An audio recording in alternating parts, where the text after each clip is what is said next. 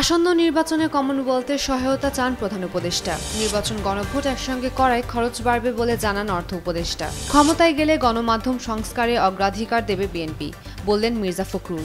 অতিরিক্ত সংস্কার করতে গিয়ে রাষ্ট্র কাঠামো দুর্বল করা যাবে না মন্তব্য আইন উপদেষ্টার। চট্টগ্রামে কম্বলের গোডাউনের আগুন 2.5 ঘন্টার চেষ্টায় নিয়ন্ত্রণে। 13 সেনা কর্মকর্তার ভার্চুয়াল হাজিরার আবেদন নাকচ ট্রাইব্যুনালের। বায়ু দূষণে বিশ্বের দ্বিতীয় অবস্থানে ঢাকা, খুবই অস্বাস্থ্যকর পরিস্থিতি বলছে IQER।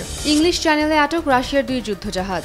শান্তি আলোচনায় অগ্রগতির ইঙ্গিত যুক্তরাষ্ট্র এবং ইউক্রেনের। বাফুফের সঙ্গে কোনো চুক্তি হয়নি, দাবি মালয়েশিয়ার কোম্পানির। আসন্ন জাতীয় নির্বাচন সুষ্ঠুভাবে আয়োজনে কমনওয়েলথের পূর্ণ সহযোগিতা চান প্রধান উপদেষ্টা ডক্টর মোহাম্মদ ইউনূস।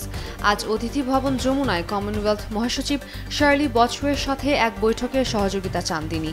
এ সময় শার্লি বচওয়ে আশ্বস্ত করে বলেন, বাংলাদেশকে নির্বাচন ও নির্বাচন পরবর্তী উত্তরণ প্রক্রিয়ায় পূর্ণ সহায়তা প্রদান করবে কমনওয়েলথ। নির্বাচন ও গণভোট একসঙ্গে করার কারণে খরচ বাড়বে, তবে এর বাজেট নিয়ে কোনো চিন্তা করতে হবে না বলে জানিয়েছেন অর্থ উপদেষ্টা ডক্টর সালেউদ্দিন আহমেদ।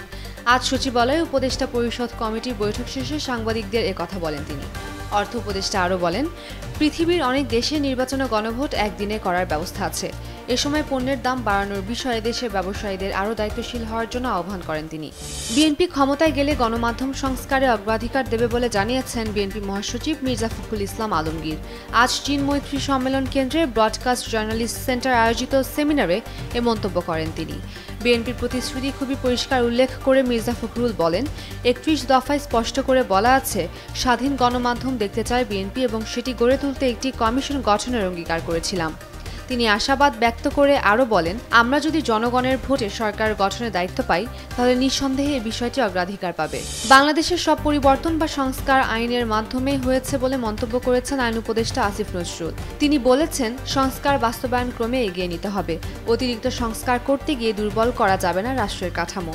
আজ ঢাকা মহানগর আদালতে এক উদ্বোধন অনুষ্ঠানে মন্তব্য করেন আইন উপদেষ্টা। এ সময় উপদেষ্টা আশা করে বলেন, সংস্কার বাস্তবায়ন নতুন সরকার অব্যাহত রাখবে। চট্টগ্রামের একটি কম্বল কারখানায় ভয়াবহ আগুনের ঘটনা ঘটেছে। আজ দুপুরে নগরীর কদমতলীতে এই অগ্নিকাণ্ডের ঘটনা ঘটে। ফায়ার সার্ভিসের 7টি ইউনিটের 3 ঘন্টার চেষ্টায় বিকেলে নিয়ন্ত্রণে আসে আগুন। তবে এই ঘটনায় হতাহতের কোনো খবর পাওয়া যায়নি। ভবনের 4র্থ তলায় কম্বলের গুদাম ও 3য় তলায় জুতার গুদাম ছিল বলে জানিয়েছেন স্থানীয়রা। গুম ও নির্যাতনের ঘটনায় মানবতা বিরোধী অপরাধের অভিযোগে গ্রেপ্তার 13 সেনা কর্মকর্তার ভার্চুয়াল হাজিরার আবেদন নাকচ করেছেন আন্তর্জাতিক অপরাধ ট্রাইব্যুনাল। আজ বিচারপতি মোহাম্মদ গোলাম মুর্তজা মজুমদারের নেতৃত্বাধীন ব্রাঞ্চ নাকচ করেন এই আবেদন। এছাড়া ZI খান পান্নাকে পলাতক শেখ হাসিনার আইনজীবী হিসেবে নিয়োগ দেন ট্রাইব্যুনাল। বিশ্বের 127টি নগরীর মধ্যে বায়ু দূষণে আবারও দ্বিতীয় শীর্ষস্থানে উঠে গেছে রাজধানী ঢাকা। আজ সুইজারল্যান্ড ভিত্তিক প্রতিষ্ঠান IQER এ তথ্য তুলে ধরেন। AQI রেকর্ড অনুযায়ী ঢাকার বায়ুর মান 225, বাতাসের মান 200-এর বেশি হলে বলা হয় খুব অস্বাস্থ্যকর। অন্যদিকে প্রথম স্থানে থাকা নয়াদিল্লির বায়ুর মান 405, যা বায়ুর মান 300-র বেশি হওয়ায় দুর্যোগপূর্ণ হিসেবে উল্লেখ করা হয়। ইংলিশ চ্যানেলে রাশিয়ার যুদ্ধজাহাজ করভেট RFN ও ইয়েলনা আটক করেছে যুক্তরাজ্যের একটি পেট্রোল জাহাজ। আজ এক প্রতিবেদনে এ তথ্য জানিয়েছে BBC। ব্রিটিশ প্রতিরক্ষা মন্ত্রণালয় জানায়, গত 2 বছরে যুক্তরাজ্যের জলসীমায় রুশ নৌ তৎপরতা বেড়েছে 30%। উত্তর আটলান্টিক ও আর্কটিক অঞ্চলে রাশিয়ান জাহাজ ও সাবমেরিন খুঁজে বের করতে 3টি পর্যবেক্ষণ বিমান মোতায়েন করেছে যুক্তরাজ্য। তবে দেশটির এই কার্যক্রমকে অবিবেচক ও বিপজ্জনক বলে আখ্যায়িত করেছে রাশিয়া। রাশিয়া ইউক্রেন যুদ্ধ অবসান ঘটাতে জেনেভায় চলমান আলোচনায় যুক্তরাষ্ট্রের সংশোধিত শান্তির প্রস্তাবের উপর কাজ করতে সম্মত হয়েছেন যুক্তরাষ্ট্র ও ইউক্রেনের আলোচকরা। রোববার এক যৌথ বিবৃতিতে প্রস্তাবিত শান্তি আলোচনা ফলপ্রসূ হয়েছে বলে জানান দেশ দুটি। জাতির উদ্দেশ্যে দেয়া এক ভাষণে ইউক্রেনের প্রেসিডেন্ট ভলোদিমির জেলেনস্কি বলেন, প্রেসিডেন্ট ডোনাল্ড ট্রাম্পের টিম ইউক্রেনের কথা শুনছে এমন ইঙ্গিত পাওয়া যাচ্ছে। 2 মাস পর বাংলাদেশ ফুটবল লিগের লোগো ও পৃষ্ঠপোষকের নাম ঘোষণা করে ফের বিতর্কের মুখে পড়েছে বাফুফে।